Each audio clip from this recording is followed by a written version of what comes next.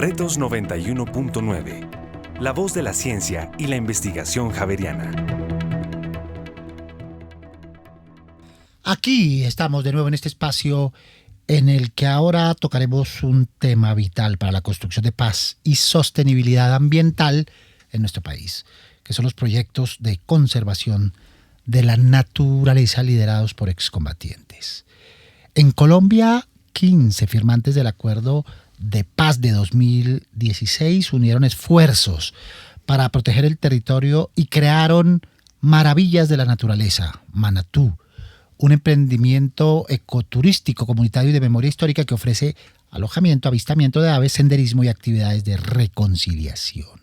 Es un trabajo y una labor derivadas de ese proceso de paz con acompañamiento de la Universidad Javeriana a través del proyecto de planeación universitaria Alimento, Vida y Hábitat desarrollado entre 2018 y 2024 por diversas facultades como Ciencias, Arquitectura, Diseño, Ciencias Sociales y Medicina de la Universidad Javeriana. Esta investigación acompaña iniciativas de conservación ambiental impulsadas por excombatientes en territorios como Caquetá y Meta, donde antiguos espacios de conflicto se transforman ahora en escenarios de paz y sostenibilidad. Actualmente distintas organizaciones, incluyendo la Universidad Javeriana, respaldan esos procesos con formación académica, investigación interdisciplinaria y fortalecimiento comunitario. Para profundizar en este tema y en esta investigación nos acompañan en este espacio Tomás Vergara, antropólogo de la Universidad Javeriana con experiencia en proceso de reincorporación de firmantes de paz en la Amazonía. Es además profesor del Departamento de Diseño y miembro de la Asociación Centro de Alternativas de Desarrollo. Tomás, bienvenido. Gracias, Mario. Muy amable por estar con nosotros. Está Luis Fernando Gómez Alba, profesor del Departamento de Sociología de la Facultad de Ciencias Sociales de la Universidad Javeriana. Es coordinador territorial del proyecto de planeación universitaria Ariari Guayabero en la misma universidad. Luis Fernando, bienvenido. Buenas, muchísimas gracias por la invitación y saludos a los oyentes. Muchas gracias por estar con nosotros. Y están nuestros oyentes a propósito planteando su perspectiva sobre el tema que ahora nos ocupa. En Retos Javeriana Estéreo, escuchamos. A mí me parece importante que los excombatientes se queden en sus tierras y así mismo las protejan de otros, digamos, grupos armados que quieran como dañar la naturaleza o los animales. Desde que todo se haga con buena intención, creo que aporta tanto para la paz del país como para la paz interior de ellos para poderse reconciliar con la sociedad.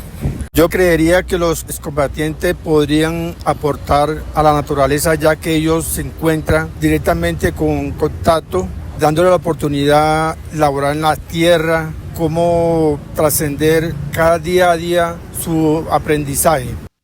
Muy bien, esa es la perspectiva de nuestros oyentes. ¿Están en la línea adecuada, Tomás? Mario, creo que uno de los oyentes dice una frase que es muy significativa y es su tierra. Pues en el proceso que llevamos, digamos, acompañando el proceso de reincorporación, nos hicimos muchas veces esa pregunta y es ¿cuál es su tierra? ¿No? Esta es una población que cuando estaba en el marco del conflicto pues tenía unas dinámicas de movilidad, llamémoslo así, estaban pues regidos por unos criterios, si se quiere, militares, ¿no? del conflicto y ocupaban unas zonas pues también históricas, digamos que ahí está detrás toda la historia del conflicto en Colombia, ¿no? Y un poco lo que trajo el proceso de reincorporación fue esa pregunta, ¿no? Bueno, y ahora que ya no nos vamos a mover y ahora que ya nos tenemos que establecer como parte de esta sociedad, pues entonces, ¿cuál es nuestra tierra, no?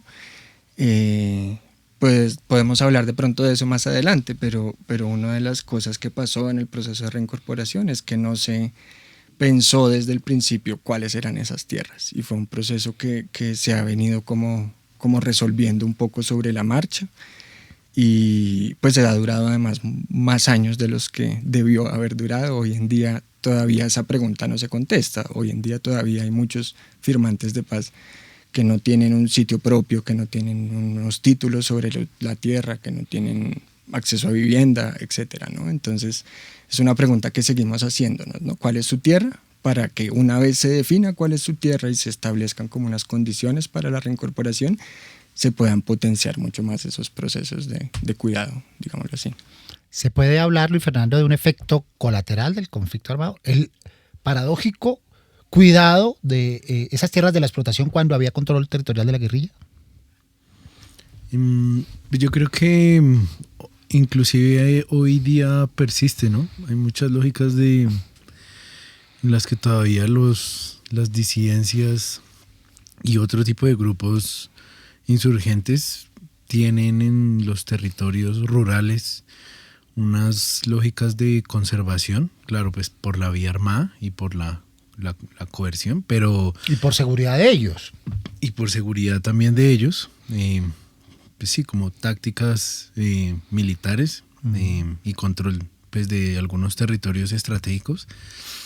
Entonces yo creo que hablar de efectos colaterales, yo lo pondría más bien como unos efectos muy positivos que dejó en alguna época para algunas regiones particulares la preservación, conservación de algunas regiones pues estratégicas en términos ecosistémicos, sobre todo por ejemplo en la región de la Amazonía, donde hay como unas potencialidades también de diálogo con la naturaleza que por muchas décadas ellos mantuvieron y que inclusive hoy persisten. Se han transformado, pero persisten. Otra de las razones tomadas quizás es que no había vías antes del proceso de paz. Y después sí, en estos procesos de reincorporación y acercamiento estatal, y pues por lo menos hay trochas. Eso hace que un poco también los territorios queden mucho más expuestos a la explotación. Pues ahí hay un gran debate, digámoslo así. ¿Por qué? Porque hay algunas, de hecho hay organizaciones no gubernamentales que han argumentado con estudios pues esa relación, digamos, directa que hay entre vías de acceso y colonización de la Amazonía, ¿no? Es decir, hay una relación directa, claro que sí. Sin embargo, digamos que ese es un argumento un poco simplificador, si se quiere, de la deforestación, en la medida en la que la deforestación es principalmente un fenómeno económico, llamémoslo así, ¿no? La gente llega a estos lugares con o sin vías, buscando un poco oportunidades, ¿no? Y en estas regiones pues de fronteras y de fronteras de agrícolas, llamémoslas así, pues esa se vuelve, ha sido siempre más bien como la válvula de escape, dicen algunos, de la reforma agraria, ¿no? Entonces en el centro del país no hay tierra, pues la gente se va a buscar tierra y se ha ido a buscar tierra a estas regiones pues desde hace mucho tiempo, ¿no? Es decir, las vías son parte del por qué se da la deforestación en la Amazonía, sin embargo no son la explicación.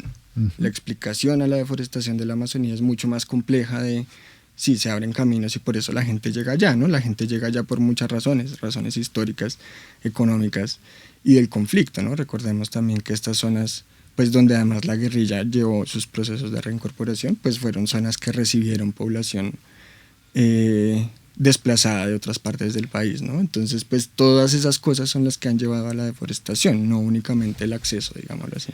Para apuntalar este contexto, para entrar en detalle en relación con el proyecto que hoy nos ocupa, lo que sí es cierto es que la deforestación sí aumentó, según las cifras de las ONGs y entidades estatales, una vez se firmó el proceso de paz, ¿verdad? Precisamente esas zonas que estaban controladas por las FARC, por las extintas FARC-EP, que eran vastas regiones. Cuando ellos dejan y hacen todo el proceso de reincorporación, sí efectivamente hay una disputa entre otros actores que están buscando algunas, como sobre todo hacer una avanzada militar para tomar esos territorios. Territorios donde nunca ha hecho presencia el Estado, donde ha sido muy difícil para el Estado hacer presencia por las dinámicas del conflicto, pero también porque hay unas ausencias racionales del Estado, en las que hay regiones donde se prioriza y otras donde ha sido histórico y en el desarrollo, todo el desarrollo del siglo XX y a día de hoy, que no se haga presencia porque no hay intereses económicos o porque hay una guerra muy fuerte en algunos ciclos de la violencia. Entonces sí, hay una escalada muy grande en temas de deforestación cuando ellos dejan las armas. Sin embargo, lo que entiendo es que en el último año y medio, digamos que progresivamente va disminuyendo también por algunas políticas de gobierno que permiten, más que hacer presencia del Estado en esas regiones, es generar otras políticas de economías productivas que pueden llegar a mermar un poquito esos procesos de deforestación, pero creo que en ese sentido Tomás podría ilustrarnos un poco más. Bien, Tomás, ahí en esa perspectiva, en esta cantidad, en esta complejidad de problemas ambientales, conflicto armado, deforestación, esto que hemos hablado, falta de vías en primera instancia, luego presencia de trochas, es cuando aparece el proyecto y donde aparece esta iniciativa de la que queremos conversar. Sí, digamos que yo ahí lo que diría es que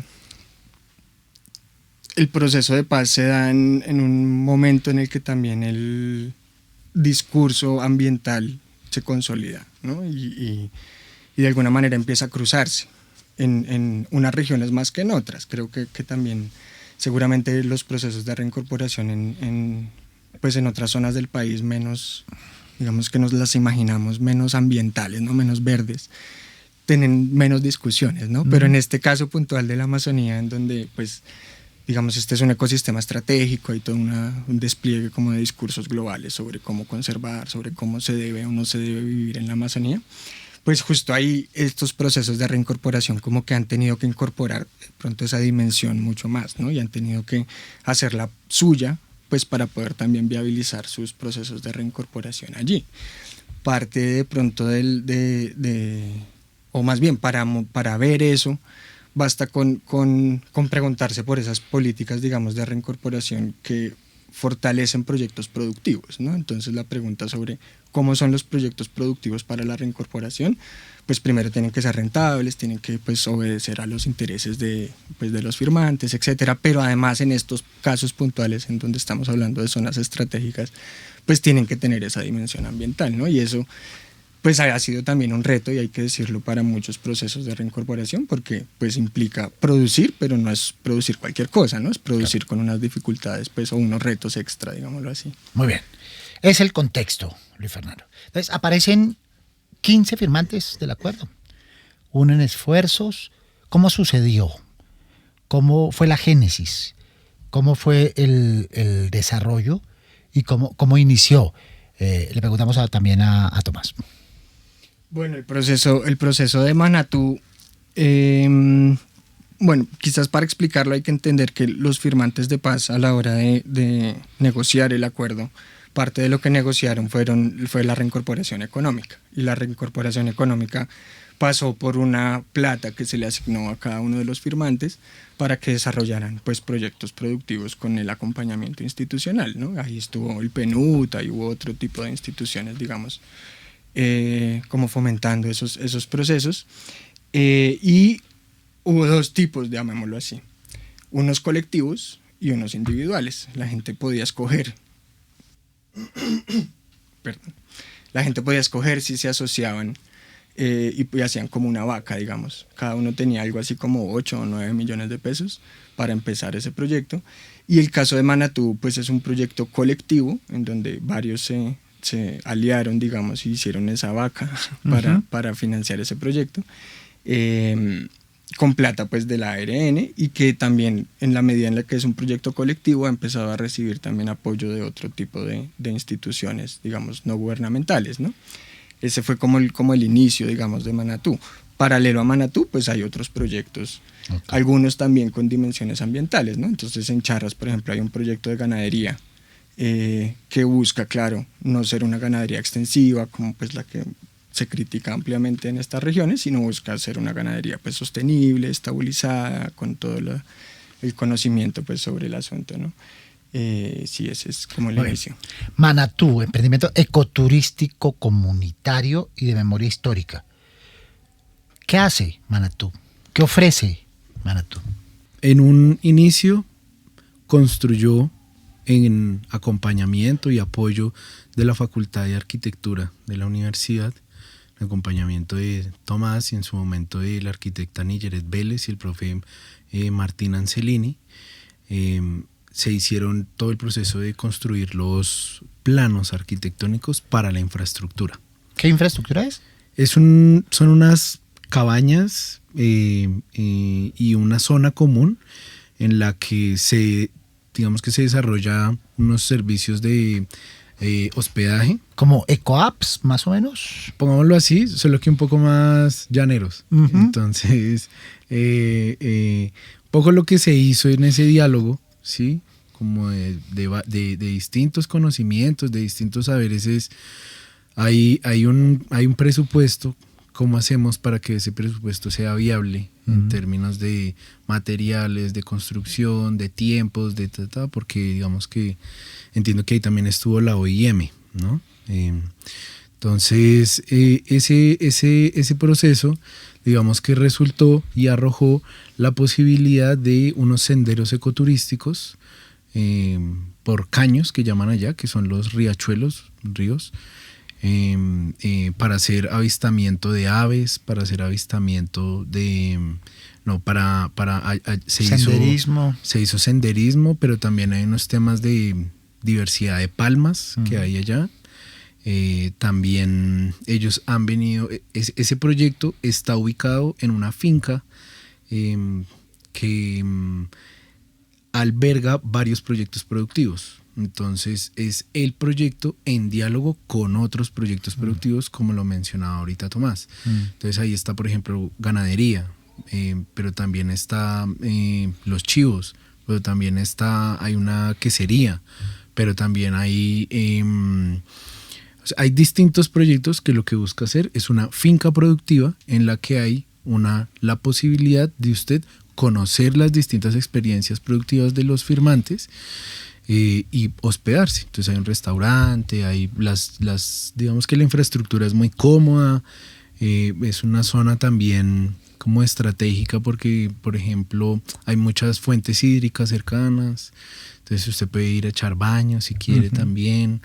Hay muchos cultivos frutales y como en esta perspectiva de reforestación que han venido desarrollando ellos en esa finca, hay muchos frutales. Entonces usted puede ir y es una experiencia, ¿no? Okay. Es alrededor de la experiencia.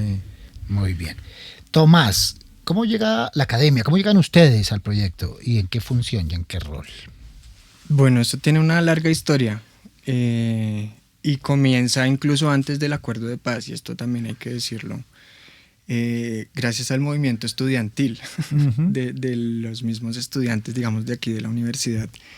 En ese momento había unas cosas que llamaban las brigadas de paz, más o menos el movimiento estudiantil de esa época, preocupado y también queriendo aportarle al proceso de paz pues, que estaban dando, le pedía a la universidad pues, la posibilidad de que apoyara como salidas de campo y este tipo de actividades un poco académicas a estos lugares en donde pues, ellos estaban llegando. En ese momento se llamaban las zonas veredales transitorias. En la universidad, particularmente aquí en la Universidad Javeriana, a través de la Facultad de Ciencias Sociales, en ese momento el decano era Germán Mejía. Él apoya desde la facultad, con plata de la facultad, un primer bus que lleva a los primeros estudiantes, digamos, a conocer el proceso pues, que estaban llevando allá los... Entonces, todavía no habían firmado, todavía estaban negociando, pero había una voluntad de paz. Y una voluntad, digamos, expresa de paz. Incluso hubo comunicaciones. Yo recuerdo mucho una carta por ahí que firmaron alguna vez que, a nombre de los guerrilleros de las FARC le decimos a la Universidad Javeriana que son bienvenidos para construir la paz aquí en el Guaviare y mandaron esa carta pues con los estudiantes. Y a partir de ahí, digamos que empieza como una bola de nieve. En ese momento también pues para la universidad se vuelve una prioridad aportarle al proceso de construcción de paz y como que se juntan el hambre con las ganas de comer, ¿no? Entonces había unos estudiantes, había algunos profesores pues que les interesaba mucho no solo investigar, sino también incidir en esos procesos. y al mismo tiempo aparece como una mega de la universidad aportarle a los procesos de paz y reconciliación, ¿no? Entonces, de alguna manera se unen esas dos intenciones y eso empieza a, pues, o eso le da la posibilidad, digamos, de financiación a algunos de estos procesos, ¿no? Esa financiación ha pasado también por muchas instancias y ha sido también un reto sostenerla en la universidad. Pero sí, así digamos que es como comenzó el proceso. Muy bien, ustedes han asesorado este proyecto, digamos, desde esta interdisciplinariedad de las facultades participantes en el proyecto PPU, en este proyecto macro, en esta idea de gran meta, a los firmantes en procesos de planificación urbana y ambiental del territorio, en tratamiento de aguas, en reconocimiento de fauna y flora, en diseños arquitectónicos de las áreas comunes del centro turístico, e incluso aportar una información técnica para las negociaciones del proyecto con las autoridades locales. Sí, efectivamente el trabajo y la potencia que tiene la universidad como una institución académica que tiene muchas experticias, pues es esa, ¿no? Es poder aportar desde la integralidad. Parte del reto, digamos, de la reincorporación pasa pues por un proceso complejo, ¿no? De múltiples dimensiones. No pasa simplemente porque la gente deje las armas, sino porque también haya procesos de salud, de educación, de participación, de producción, etcétera, ¿no? Entonces, todo proceso de reincorporación, digamos, es complejo y los problemas complejos pues hay que abordarlos desde una perspectiva compleja en el sentido de tener todas las miradas posibles, ¿no? Y eso es algo que el trabajo de la universidad permite, ¿no? Y que de alguna manera el hecho de poder contar con distintas experticias y contar con el apoyo institucional nos permitía en algunos casos puntuales, como tú lo dices, pues estamos trabajando con arquitectos pensando los planos y la cosa urbana y no sé qué, oiga, pero necesitamos unos diseños hidráulicos. Pues aquí hay una facultad de ingeniería con profes expertos en eso y hay posgrados, etcétera, etcétera, ¿no? Entonces esa variedad de oferta y de conocimientos técnicos de la universidad pues la podemos como encaminar hacia allá, digámoslo así. Y eso es lo que le ha permitido también a la universidad como mantenerse, digámoslo.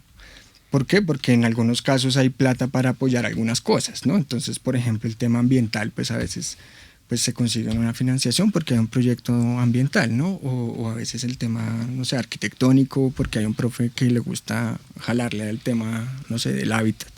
Y así como que se van juntando, digamos, distintos granitos de arena para construir ese castillo que es complejo y que es difícil, ¿no? Muy bien, entre los objetivos de los cuales ustedes hablan, Luis Fernando, está la reconciliación. ¿Cómo juega la reconciliación? ¿En qué ámbitos? ¿En el ámbito humano, en la reconciliación con los seres vivos, con la naturaleza? ¿Cómo juega la reconciliación en este proyecto ecoturístico? Yo creo que, bueno, ese es un concepto muy complejo de agarrar y es un concepto incluso... En este momento estamos en un proceso de transición adentro de la universidad donde dos PPU se están uniendo. Hay un PPU que se llamaba el PPU Alimento, Vida y Hábitat y hay otro PPU que se llama el PPU de Paz y Reconciliación. En este momento estamos integrando, organizando y planeando precisamente por eso que dice Tomás, para generar procesos de sostenibilidad, procesos de corta, mediana y larga duración, que no sean proyectos relámpago, sorpresa o como llaman, como de paracaídas, sino que haya como un compromiso institucional para consolidar lo que es el proyecto estamos por ahora viendo, ¿sí? Lo que es Ariari Guayabero. Sobre todo lo tomamos así por las regiones en las que trabaja, que sobre todo es el Guaviare, el departamento del Guaviare y Vista Hermosa en el Meta. Entonces, cuando hemos reflexionado un poco sobre lo que implica la reconciliación, yo me cuestiono como esto de la reconciliación. Quienes han padecido, digamos, el conflicto armado y en la experiencia también en el país que hemos tenido de procesos de paz, de procesos de encuentros entre víctimas y responsables de hechos victimizantes, violaciones a derechos humanos, pues lo que nos hemos dado cuenta es que hay unas heridas todavía muy grandes que tenemos que sanar como país.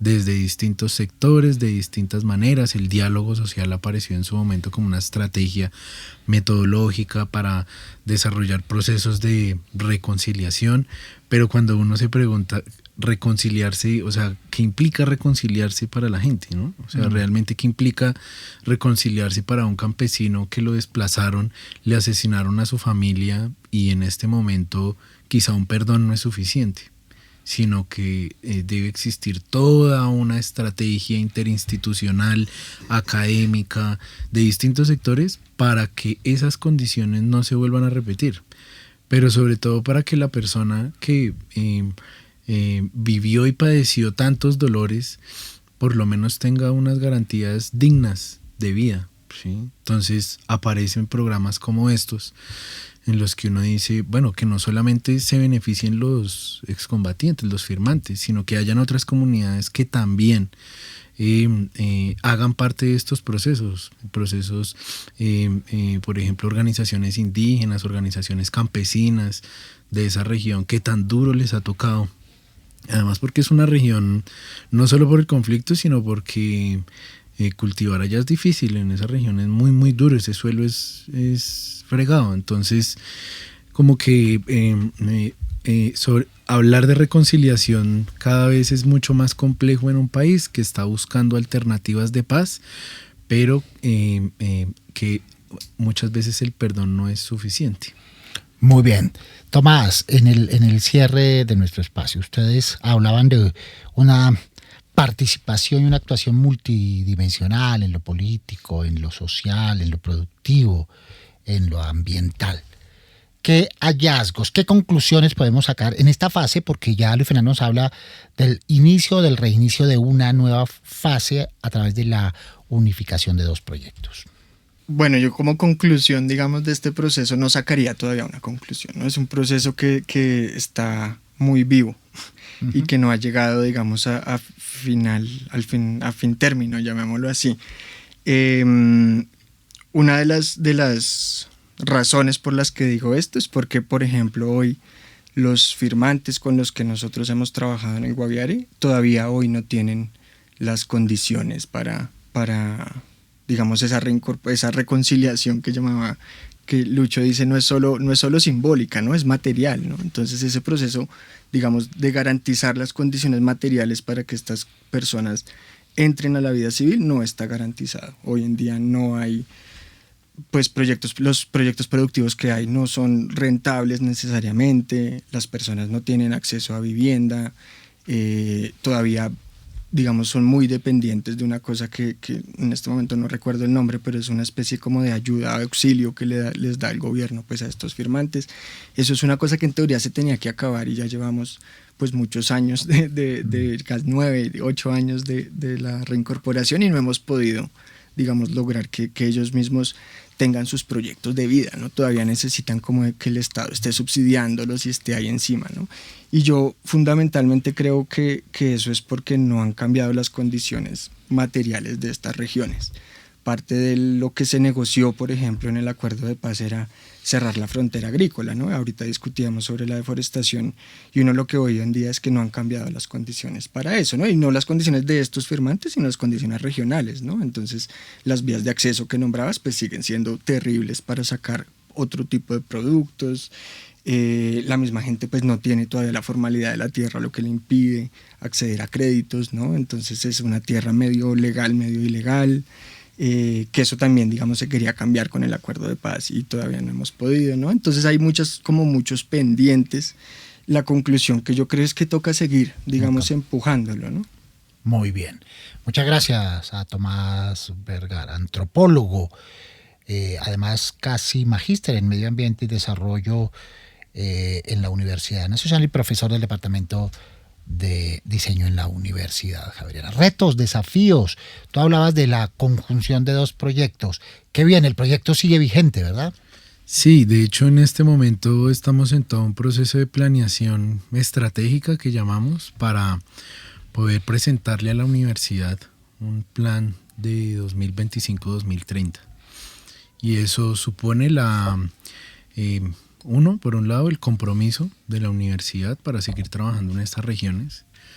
Sobre todo porque hay unos procesos ya de 7, 5 años, 3 años, 2 años en los que venimos avanzando a pasos grandes, compromisos que no solamente es con los firmantes, sino que cada vez es en una perspectiva regional, departamental, pero que también involucra a instituciones de gobierno central, ministerios, a la Agencia de Reincorporación y Normalización, al Consejo Nacional de Reincorporación, pero también creo que en ese, digamos que andar de la planeación estamos sobre todo por las mismas condiciones del modelo de educación en un recorte considerable que implica la priorización de unos proyectos y unas acciones.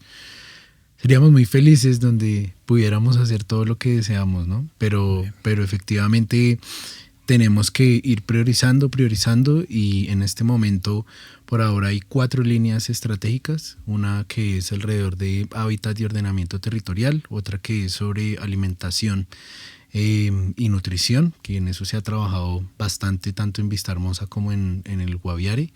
Hay otra que es alrededor de gobernanza local y es fortalecer las capacidades de las instituciones para tomar decisiones, y otra que es sobre todo fortalecer las capacidades de las organizaciones comunitarias para interlocutar con instituciones, con distintos actores.